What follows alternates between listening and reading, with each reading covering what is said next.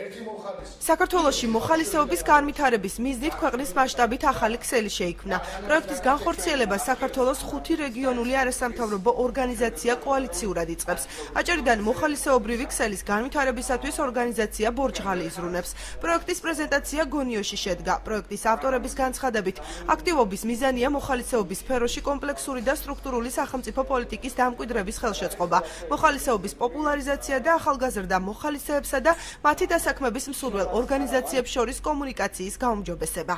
ჩვენი ორგანიზაცია საკმაოდ დიდი ხანია აქტიურად მუშაობს მოხალისეობის განვითარების კუთხით. ჩვენ ვსურს რომ პირველ რიგში ჩამოყალიბდეს ეფექტური სახელმწიფო პოლიტიკა მოხალისეობის სფეროში, იმიტომ სახელმწიფო მხარდაჭერისა და ახალისების გარეშე რთულია მოხალისეობის ინსტიტუტის განვითარება.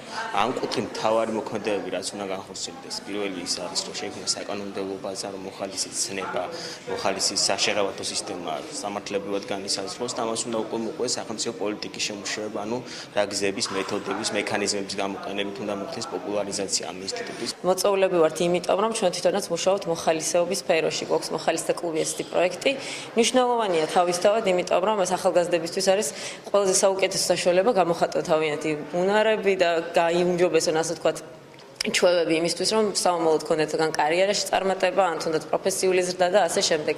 და საერთოდაც კარგი მიმართულებაა, რომ ახალგაზრდა იყოს აქტიური მოქალაქე. ძირითადად მუშაობთ საგანმანათლებლო და საინფორმაციო კუთხით, იმიტომ რომ ეთნიკური მსვლელობების აქვთ სპეციფიური პრობლემები, ეს არის ეთნობრივი ბარიერი, განათლების მიღების პრობლემა და ინფორმაციული ვაკუუმი. როგორც აღნიშნე, ამ კუთხით მუშაობს ორგანიზაციის მოხალისეები, რა თქმა უნდა.